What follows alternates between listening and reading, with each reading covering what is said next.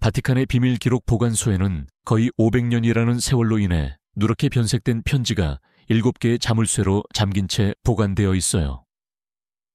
이건 그냥 종이 한 장이 아니에요. 이 편지의 섬유에는 잉크, 눈물, 그리고 전문가들이 은밀히 분석한 결과 사람의 피로 보이는 작은 어두운 얼룩들이 섞여 있죠. 이 편지는 절대 작성되어서는 안 됐던 거예요. 이건 14세에 불과했던 소녀의 고백인데 그녀는 역사가 그녀를 여왕으로 만들겠다고 약속한 그 밤에 너무나 잔혹한 경험을 해서 순수함이 영원히 깨져버렸어요. 그 자리엔 복수를 갈망하는 어두운 그림자가 태어났죠. 이 편지의 저자는 카트린 드 메디치, 플로렌스 출신의 어린 소녀로 왕국과 교황들 사이의 정치적 게임의 핵심 피스로 프랑스에 왔어요.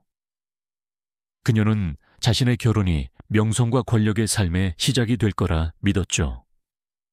하지만 그 신혼의 방에서 그녀를 기다린 건 사랑이나 의식이 아니라 철저히 계산된 굴욕의 연극이었어요. 그 밤, 그녀의 육체는 상처를 입었지만 진정으로 짓밟힌 건 그녀의 존엄이었어요. 잔혹한 속삭임과 숨겨진 웃음소리 속에서 카트린은 자신의 마음과 어린 시절의 순수함을 잇던 보이지 않는 실이 찢어지는 걸 느꼈어요. 그 실이 끊어지자 그 자리엔 단단하고 흔들리지 않는 분노의 매듭이 생겼죠. 오늘날 공개된 문서들에 따르면 그 밤은 23명의 고위 귀족들이 그림자 속에서 지켜봤어요. 그들은 비밀 통로와 틈새 뒤에 숨어 마치 기괴한 연극을 보듯 그 순간을 관찰했죠. 그들 중 누구도 시간이 지나며 자신들의 병적인 호기심에 대한 대가를 치르게 되리라고는 상상하지 못했어요. 왜냐하면 그들은 하나씩 그 밤에 흘린 카트린의 피눈물을 목격한 대가로 그녀가 직접 만든 독에 의해 죽었거든요. 나중에 밝혀진 바에 따르면 카트린은 비밀 일기를 가지고 있었어요. 페이지마다 그 밤의 목격자들의 이름을 적었고 각자의 죽음의 날짜, 방법, 그리고 마지막 숨소리까지 세밀하게 기록했죠. 그 신혼의 밤은 그녀를 아내로 만든 것뿐 아니라 그녀의 고통을 가장 차갑고 계산된 복수로 바꾼 증오의 전략가로 만들었어요. 지금 이 이야기를 들으며 등골이 서늘해지고 금지된 호기심이 마음속에서 깨어나는 걸 느낀다면 당신은 혼자가 아니에요. 1000명 중 1명만이 이 이야기의 끝까지 들을 용기를 내죠. 나머지는 공식 역사에 속아 편히 사는 걸 선택해요. 이 비극의 규모를 이해하려면 1913년 10월 25일로 정신을 거슬러 올라가야 해요. 그날 마르세유 궁전은 왕실 잔치의 화려함과 향기로 물들었죠. 밖에서는 거리가 음악, 포도주, 그리고 프랑스와 강력한 메디치 가문의 결합을 축하하는 호기심 많은 사람들로 들썩였어요. 하지만 궁전 안 가장 깊숙한 복도에서는 전혀 다른 무대가 준비되고 있었어요. 공식 연대기나 교회 설교에는 절대 등장하지 않을 장면이었죠. 수백 년 뒤 바티칸 기록 보관소에서 발견된 문서들은 정화 의식기라는 비밀 관행에 대해 말해요. 이건 중세 프랑스 왕실에서 외국 신부들에게만 적용되던 전통으로 왕실 혈통과 무관한 불순물을 정화한다는 명목이었죠. 이 의식은 어떤 기록에도 남아있지 않고 귀족들 사이에서 속삭임과 포도주 잔을 나누며 구전으로 전해졌어요. 당시가 14세가 된 카트린은 자신을 기다리는 게 뭔지 전혀 몰랐어요. 그 밤, 그녀는 횃불이 비추는 석조 복도를 걸었어요. 횃불은 벽걸이 장식 위로 불안한 그림자를 드리웠죠. 그녀의 손은 비단 장갑 아래에서 땀에 젖었고 성 루치아 수녀원에서 배운 침착한 표정을 유지했지만 속으로는 미세한 떨림을 느꼈어요. 그녀는 고귀한 혈통의 아내로서 첫 번째 친밀한 순간을 경험할 거라 믿었죠. 하지만 그녀가 맞이할 건 결합이 아니라 무너뜨리기 위해 고안된 의식이었어요. 신혼의 방에서 15세의 앙리드 오를레앙, 이 그녀를 기다리고 있었어요. 그는 신체적으로 강했지만 정신적으로는 완전히 조종당하고 있었죠. 그의 34세 연인 디아나 드 푸아티에의 영향 아래 있었어요. 디아는 그의 충동과 결정을 통제했을 뿐 아니라 그 밤의 모든 제스처와 말을 세심하게 계획해서 굴욕이 완벽히 이루어지도록 했어요. 앙리는 꼭두각시처럼 그녀의 지시를 철저히 따랐죠. 비밀 통로를 통해 23명의 프랑스 고위 귀족들이 몰래 그 장면을 지켜봤어요. 그들은 숨겨진 틈새로 빛나는 눈으로 병적인 기대감을 가지고 관찰했죠.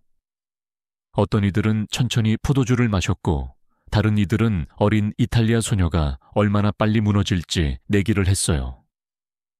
그들은 단순한 구경꾼이 아니라 수세대에 걸쳐 비밀리에 반복된 잔혹한 전통의 적극적인 참여자였어요. 이어진 일은 상상할 수 있는 어떤 한계도 넘어섰어요. 처음의 부드러운 손길은 그녀의 경계를 낮추기 위한 속임수였죠. 곧 신체적 정신적 폭력이 방을 장악했어요. 카트린은 이탈리아어로 비명을 지르며 자비를 구했지만 그녀의 애원은 벽 너머의 웃음소리와 조롱에 묻혔어요. 그 트라우마는 너무 강렬해서 그녀의 눈 주변에 섬세한 혈관이 터졌고 의학적으로 드문 현상인 혈루증, 눈물에 피가 섞이는 현상이 일어났어요. 앙리는 가짜 애정과 잔혹한 공격을 오가며 그녀의 고통을 의도적으로 길게 끌었어요. 새벽녘에 3번이나 왕실 의사안한 뒤부와 안한 두부아가 호출되어 그녀가 의식을 잃었을 때 깨우곤 했죠. 그녀가 눈을 뜰 때마다 그림자 속의 관찰자들이 마치 독수리처럼 먹잇감을 노리며 더 가까이 다가오는 것 같았어요. 마침내 새벽이 왔을 때 그 방에 들어갔던 카트린은 더 이상 존재하지 않았어요. 그 자리엔 새로운 존재가 태어났죠. 그녀는 그 어둠 속에서 울린 모든 얼굴, 목소리, 웃음소리를 기억했어요. 시간이 지나며 그녀는 그 굴욕을 모든 이들에게 치명적인 무기로 돌려줄 존재가 되었어요. 마르세유의 그 잿빛 새벽은 안도감이 아니라 카트린 드 메디치에게 새로운 존재 방식을 가져다 줬어요. 프랑스를 건너온 소심한 꿈과 젊은 희망을 품은 소녀는 사라졌어요. 대신 비단과 레이스로 치장했지만 눈빛은 누구도 본 적 없는 차가움을 띤 여성이 나타났죠. 며칠 동안 카트린은 거의 말을 하지 않았어요. 궁전 복도를 느린 걸음으로 걸으며 듣고 관찰하고 주변 사람들의 세세한 부분까지 기억했죠. 아무도 이해하지 못했지만 그녀의 침묵은 두려움 때문이 아니라 계산에서 비롯된 거였어요. 그녀가 겪은 굴욕은 단단한 목적으로 굳어졌고 그녀 내면에 가해진 모든 고통을 하나씩 돌려주겠다는 결심이 되었죠. 성 루치아 수녀원에서 받은 교육은 새로운 의미를 띠었어요. 그녀는 거기서 라틴어, 철학, 역사, 그리고 그녀의 외숙모가 비밀리에 행하던 연금술의 기초를 배웠죠. 11세부터 5개 언어를 구사했고 유럽의 복잡한 정치적 네트워크를 베테랑 외교관보다 더 잘 이해했어요. 약초, 차, 추출물로 치료하거나 죽일 수 있는 방법도 공부했죠. 예전엔 학문적 지식이었던 것들이 이제는 그녀가 거미처럼 끈기 있게 엮어갈 계획의 도구가 되었어요. 그녀의 남편 앙리드 오를레앙은 변화를 거의 눈치채지 못했어요. 그는 여전히 디안 드 푸아티에의 마법에 빠져 카트린을 순종적이고 야망 없는 아내로 여겼죠. 하지만 카트린은 결정적인 교훈을 얻었어요. 완벽한 순간이 올 때까지 진짜 의도를 절대 드러내지 말 것. 궁정에서 그녀는 웃어야 할 때 웃었고 작은 굴욕은 불평 없이 받아들였으며 전략적 우정을 쌓았어요. 그러면서도 마음 깊은 곳에선 복수의 지도를 생생히 유지했죠. 이후 몇 년 동안 카트린은 조금씩 영향력을 키워갔어요. 연회, 축하 행사, 청중을 활용해 소문을 듣고 약점을 파악하고 중요한 인물들과 관계를 돈독히 했죠. 한편 그녀의 방에서는 비밀 일기를 썼어요. 그 안에는 신혼의 밤을 목격한 23명의 이름이 검은 잉크로 쓰여 있었고 그들의 제스처, 말, 숨겨진 위치까지 정밀하게 기록되어 있었죠. 이건 단순한 기록이 아니라 사형 선고 목록이었어요. 궁정의 눈엔 카트린이 프랑스 관습에 적응한 젊은 플로렌스 여인으로 보였지만 그녀 내면엔 고통의 기억과 언젠가 정의의 저울이 자신에게 기울 거라는 확신으로 키워진 조용한 힘이 자라고 있었어요. 그리고 그 순간이 오면 어떤 애원도 자비도 그녀를 막지 못할 거였죠. 카트린이 복수해 첫 번째 피스를 움직이기까지 3년이 걸렸어요. 그동안 그녀는 순종적이고 무해하며 심지어 연약한 아내의 이미지를 키웠죠. 하지만 방 안에서는 매일 밤 일기를 펼쳐 이름을 검토하고 사용할 방법을 완벽히 다듬었어요. 첫 번째 이름은 장드 몽모랑시. 그 신혼의 밤에 젊은 이탈리아 소녀가 얼마나 버틸지 내기를 제안하며 웃던 오만한 궁정 인사였죠. 카트린은 그의 잔혹한 눈빛과 그녀의 고통을 보며 포도주를 마시던 모습을 선명히 기억했어요. 3년 뒤 그 기억은 선고로 바뀌었죠. 카트린이 선택한 독은 그녀가 궁전에 잘 다니지 않는 방에서 운영하는 비밀 연구실에서 만든 흔치 않은 것이었어요.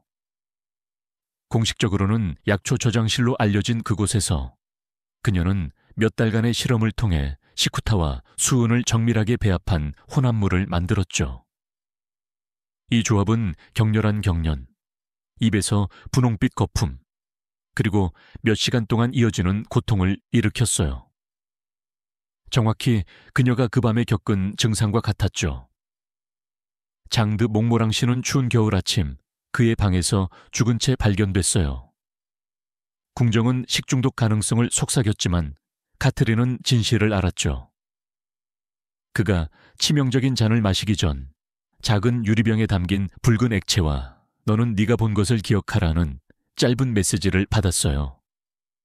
이는 그녀의 모든 복수에 개인적인 서명이 되었죠. 그녀의 피눈물은 상징이자 경고로 보존되었어요. 이후 몇 년 동안 죽음은 같은 패턴을 따라 계속됐어요.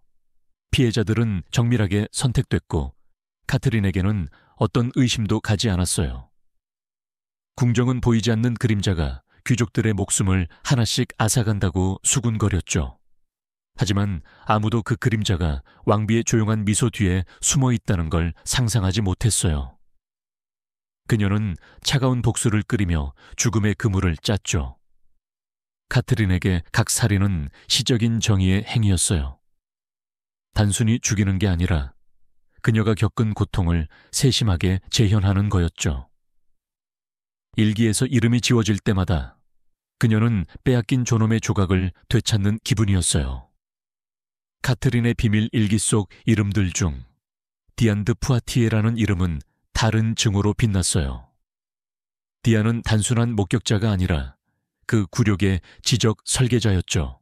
그녀는 의식을 구환하고 앙리드 오를레앙에게 모든 제스처와 말을 잔혹한 정밀함으로 실행하도록 훈련시켰어요. 그녀는 어린 왕자, 나중엔 왕에 대한 절대적인 영향력을 가졌죠. 카트린은 그녀를 쓰러뜨리는 게 충동적인 행위가 아니라 그녀의 복수의 걸작이 될 거라 알았어요. 다른 피해자들과 달리 디아는 빠르게 죽지 않았어요. 카트린은 훨씬 더 은밀하고 오래 걸리는 방법을 선택했죠. 느린 독살, 눈에 띄지 않고 거의 탐지 불가능한 방법이었어요. 몇 달 동안 극소량의 독성 물질이 그녀의 음식과 음료에 섞였어요. 의심을 사지 않을 만큼 적은 양이었죠. 이 독은 그녀의 몸뿐 아니라 정신도 서서히 망가뜨렸어요. 디아는 날이 갈수록 힘이 빠지고 반사신경이 둔해지고 기억이 흐려지는 걸 느꼈죠. 카트린은 디안이 참석하는 모든 연회에 갔어요. 그녀가 잔을 들 때 예의 바른 미소를 지으며 둘만이 이해하는 의미가 담긴 눈빛을 교환했죠. 이는 조용한 결투, 카트린이 모든 움직임을 통제하는 저항의 게임이었어요. 궁정에선 아무도 의심하지 않았죠. 모두에게 왕의 총애받는 여인은 여전히 수십 년간 빛나던 여성이었지만 그녀의 눈은 이미 빛을 잃기 시작했어요. 마침내 66세의 디안드 푸아티에는 카트린이 직접 건넨 포도주를 마신 뒤 죽었어요. 당시의 초보적인 부검은 내부 장기가 점진적으로 손상된 걸 밝혔어요. 마치 보이지 않는 독이 오랫동안 작용한 것처럼요. 카트린은 그녀가 신혼의 밤 이후로 견뎌온 고통을 수년간의 느린 고통으로 배가시켜 적에게 되돌려줬어요. 그동안 명단의 다른 피해자들도 하나씩 쓰러졌어요. 그 밤에 그녀의 저항력을 두고 내기했던 궁정인사들, 그녀를 조롱하고 독서를 퍼붓던 여성들, 모두 마지막 순간에 같은 섬뜩한 선물을 받았죠. 작은 유리병에 담긴 붉은 액체와 짧은 메모. 이는 카트린의 서명이었어요. 그녀가 절대 잊지 않고 용서하지 않는다는 증거였죠. 시간이 지나며 궁전 복도는 소문으로 가득 찼어요. 그 금지된 의식에 참석했던 이들에게 피의 저주가 내려졌다고 했죠. 하지만 진실은 훨씬 단순하면서도 더 무서웠어요. 저주가 아니라 굴욕을 막을 수 없는 무기로 바꾼 한 여성의 강철 같은 의지였죠. 카트린의 명단에서 항상 마지막에 남아있던 이름은 그녀의 복수를 완성할 핵심 피스였어요. 앙리 2세, 그녀의 남편, 그 신혼의 밤에 23명의 그림자가 돌벽에 들이운 가운데 굴욕을 실행한 남자였죠. 그는 평범한 표적이 아니었어요. 그는 프랑스 왕이었고 그의 죽음은 성급하거나 평범할 수 없었죠. 상징적이어야 했고 20년 넘게 이어진 조용한 보복에 완벽한 마무리가 되어야 했어요. 1559년 7월 10일 파리는 스페인과의 평화조약을 기념하는 토너먼트로 떠들썩했어요. 광장은 귀족, 귀부인, 왕의 기량을 보려는 평민들로 가득했죠. 자신만만하고 오만한 앙리는 가브리엘 드 몽고메리 대장과의 친선 대결을 받아들였어요.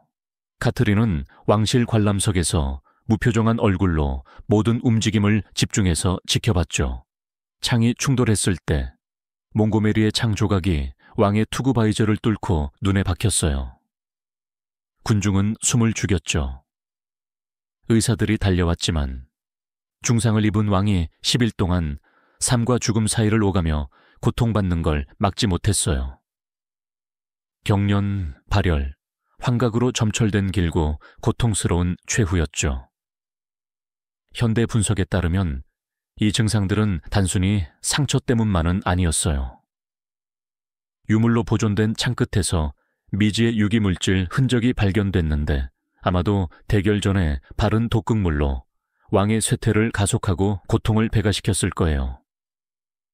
카트린이 그 배후에 있었다는 걸 증명할 수는 없었지만 앙리의 무덤엔 이상한 상징이 새겨졌어요. 세 개의 원이 수직선으로 교차된 모양.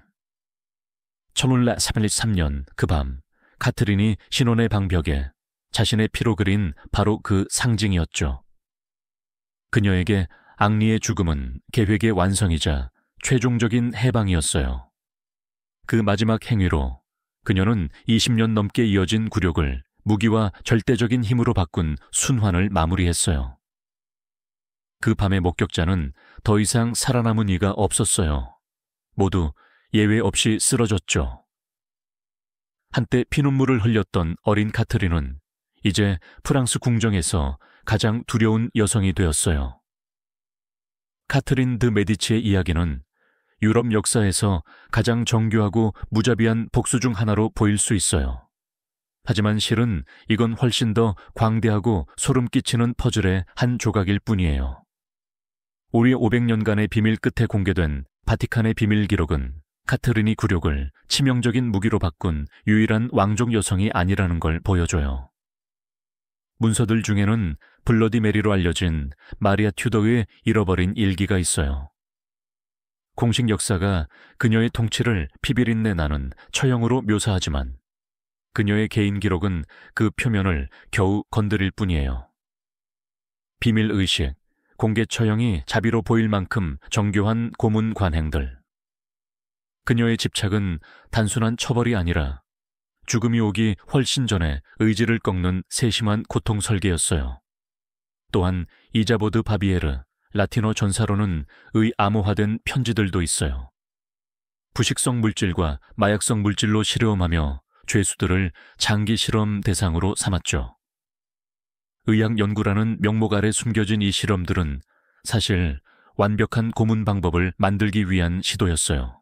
피해자를 비밀과 비명을 모두 뽑아낼 만큼 충분히 오래 살려두는 방법이었죠.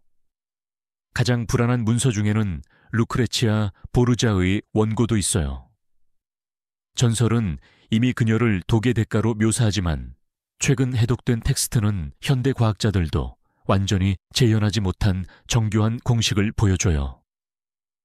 자연 질병을 모방해 당시 최고의 의사들도 눈치채지 못할 죽음을 일으키는 화합물이었죠.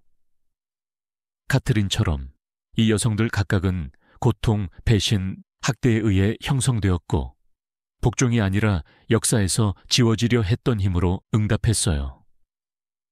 그들의 이름은 공식 연대기와 초상화에서 지워졌지만 유럽 기록 보관소의 가장 어두운 지하실에 그 흔적이 남아있어요.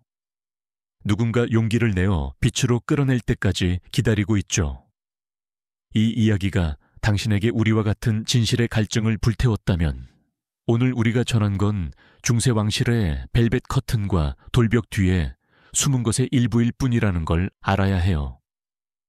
한번 들은 비밀은 잊을 수 없고 어떤 것들은 절대 알아내지 말아야 할지도 몰라요. 댓글로 어떤 여왕이나 역사적 인물을 조사해달라고 말해줘요.